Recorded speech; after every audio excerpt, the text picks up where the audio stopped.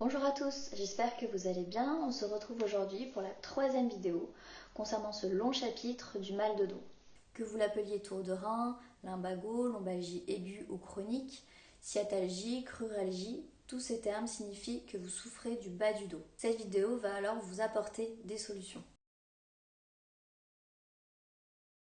La colonne lombaire est située tout en bas du dos, entre les vertèbres dorsales et le bassin. Les vertèbres lombaires supportent donc davantage de poids et de contraintes mécaniques. Les vertèbres lombaires sont très mobiles et très sollicitées. Elles ont du coup tendance à s'user avec l'âge. Au nombre de 5 vertèbres, elles sont intercalées toujours par des disques intervertébraux qui vont avoir comme rôle d'amortir les chocs. Entre chaque vertèbre, il va sortir des racines nerveuses qui vont se rencontrer pour former deux gros nerfs, le nerf sciatique et le nerf crural.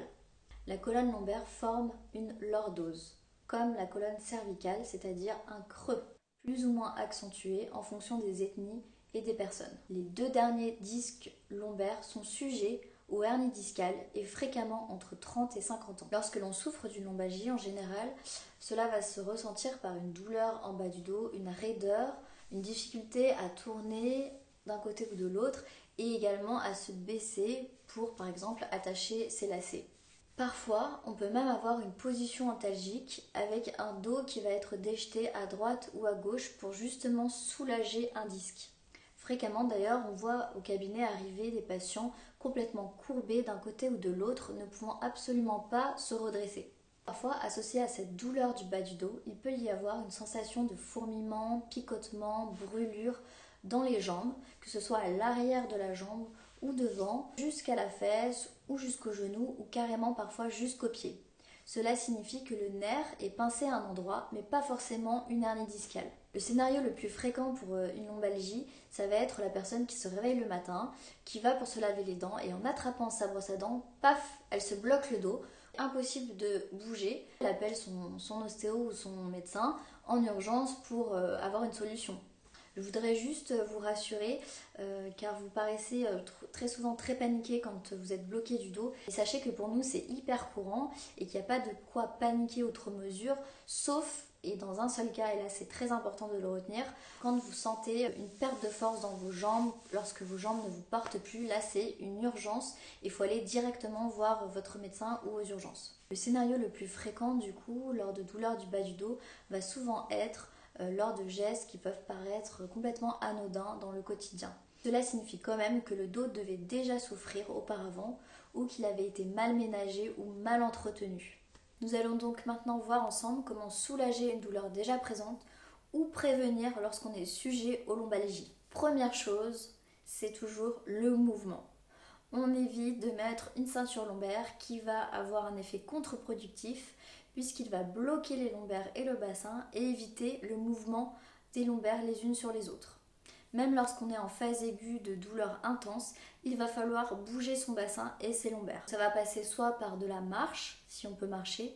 Si on doit être assis ou allongé, il faut éviter la position prolongée. Donc on va créer des mouvements dans les 3 plans de l'espace. Les rotations, droite, gauche. L'extension et la flexion, on creuse le dos, le bas du dos et on relâche le bas du dos. Les inclinaisons, gauche et droite. On évite également de marcher comme un robot, les fesses serrées, ce qui va entraîner une contracture de tous les muscles et du coup un blocage. Lorsqu'on est sur son poste de travail, assis prolongé, on n'oublie pas de déverrouiller ses lombaires et toute sa colonne par des petits pas pour aller aux toilettes, boire un verre, discuter avec un collègue, même ne serait-ce que 2-3 minutes. Deuxième chose importante à faire, ça va être les étirements. Je vous invite à adopter une petite routine quotidienne. La première des choses, lorsqu'on se réveille le matin, on sort du lit en roulant sur le côté et en s'aidant des coudes et des avant-bras pour s'asseoir. La deuxième chose dans cette petite routine, ça va être de se mettre assis au bord du lit, les pieds au sol et d'enrouler son dos jusqu'à retrouver le dos carrément dans le vide pour étirer toute sa colonne. On reste entre 20 et 30 secondes, puis on remonte. Ensuite, on peut se relever en appuyant sur ses cuisses ou bien sur les côtés du lit. Ensuite, il va être important d'étirer les muscles fessiers, car derrière ces gros muscles fessiers, notamment le muscle pyramidal, il y a la présence du gros nerf, le nerf sciatique. Si un de ces muscles va être trop contracté, il va pincer le nerf et du coup créer ce qu'on appelle une sciatalgie, des décharges dans la fesse, voire même plus bas. On va mettre la cheville sur le genou opposé et on va se pencher en avant jusqu'à sentir l'étirement dans la fesse et le début de la cuisse. On reste 20 secondes, puis on remonte tout doucement et on fait la même chose de l'autre côté. Le genou, même s'il est très haut, cela n'est pas grave du tout, ça signifie que vous avez une rotation de hanche un peu différente. On se penche, on reste 20 secondes et on remonte. Et on fait cela 2 fois de chaque côté. Ensuite, on va voir plusieurs étirements qui vont se faire cette fois-ci au sol, qui vont avoir pour but de délordoser la cambrure lombaire et d'étirer les grands muscles qui maintiennent tout le dos. Donc pour détendre le bas du dos et délordoser le dos, je vous invite à fléchir une jambe, attraper le genou, fléchir l'autre, attraper l'autre genou, ramener vers la poitrine, enlacer vos 2 genoux et aller tracter les genoux vers la poitrine. Cela va enrouler le bassin et délordoser les lombaires. Ensuite, je vous invite à basculer d'un côté puis de l'autre de la colonne. Vous allez sentir le roulement des muscles. Cela va du coup masser le muscle et relâcher le bas du dos. Une petite variante du coup à l'étirement du pyramidal, mais cette fois-ci allongé. Donc vous mettez la cheville toujours pareil sur le genou opposé et vous allez ramener le genou vers soi. La main droite, elle passe entre les 2 cuisses, elle vient encercler le genou. La main gauche à l'extérieur, elle encercle le genou et vous ramenez le genou vers vous.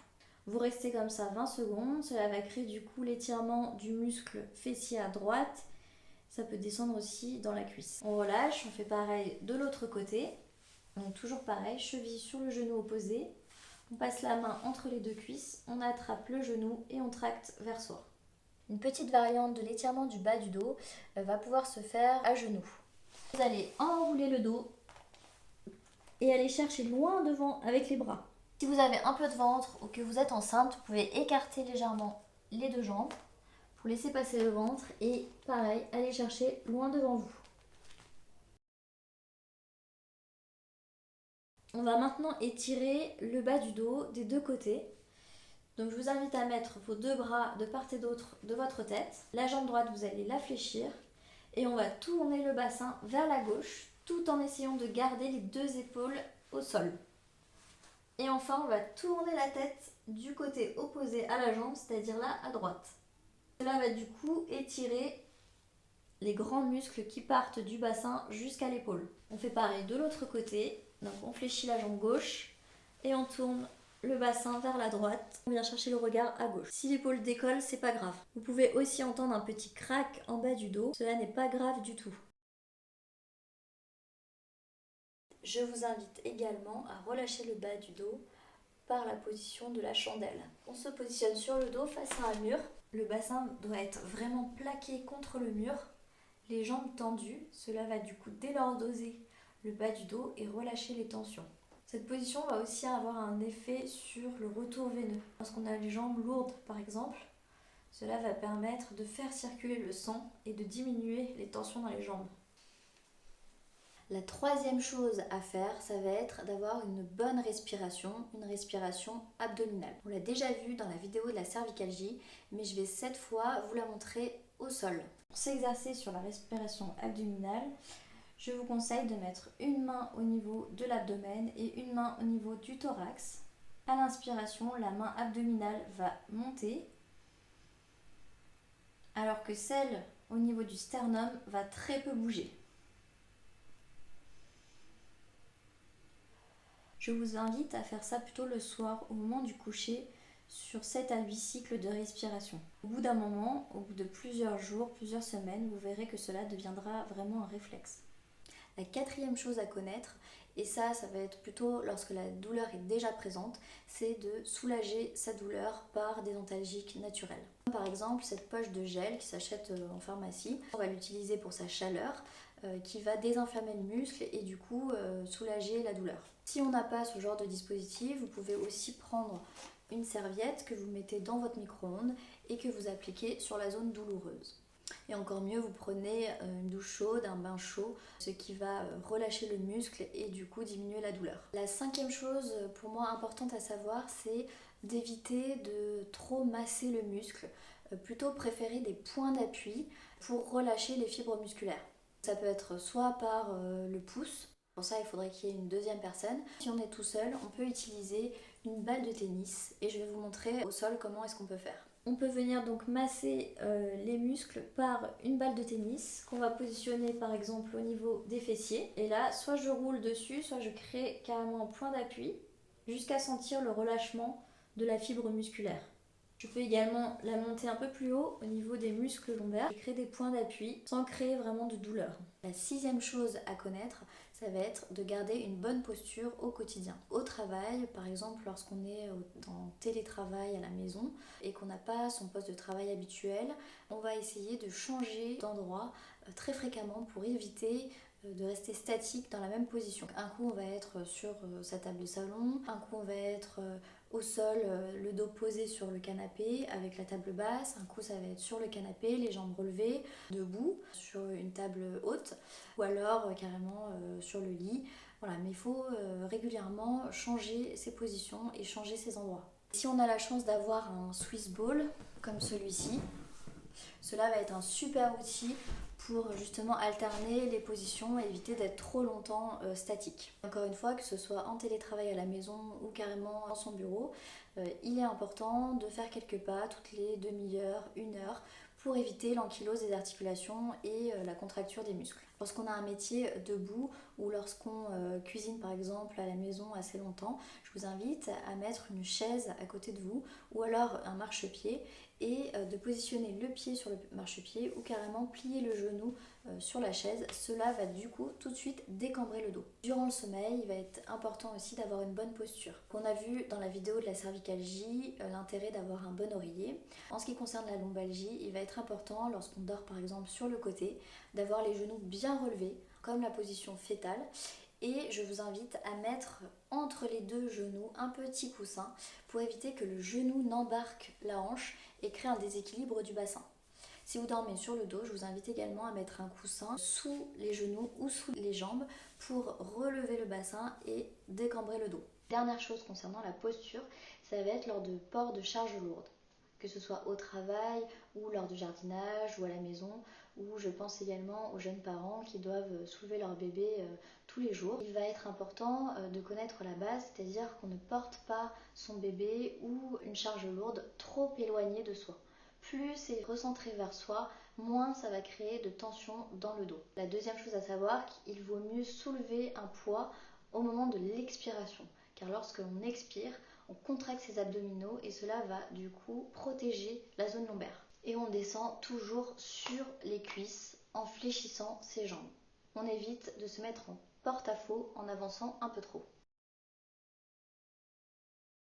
Je vous invite à vous mettre face à cette charge, fléchir les deux jambes, aller attraper l'objet, le rapprocher du ventre, souffler et remonter par les cuisses. De la même manière pour redescendre. Ce qu'il ne faut pas faire, très mauvais pour le dos.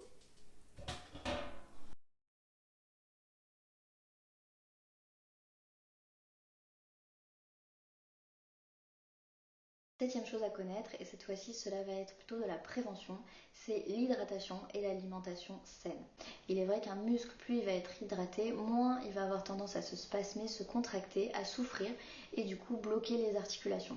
Et enfin, huitième chose à savoir, c'est l'importance d'aller faire un bilan postural, aussi bien chez son ostéopathe que son podologue, que son dentiste ou que son ophtalmo. Voilà, j'en ai fini du coup pour tous ces conseils. Ça peut paraître un peu long et fastidieux, mais sachez qu'une fois qu'on a intégré cette routine au quotidien, ça va hyper vite et surtout ça marche vraiment et on évite d'avoir de grosses douleurs et de gros blocages au niveau lombaire. C'est pour ça que je vous invite à en parler autour de vous et notamment à vos enfants, car c'est vrai que plus tôt on apprend de bons positionnements et une bonne utilisation de son ossature, moins il va y avoir d'usure et du coup de douleur. Voilà, cette vidéo touche à sa fin, j'espère qu'elle vous aura plu. N'hésitez pas à noter vos questions dans les commentaires et je vous retrouve du coup très vite pour la dernière partie de ce chapitre du dos qui va être du coup la dorsalgie.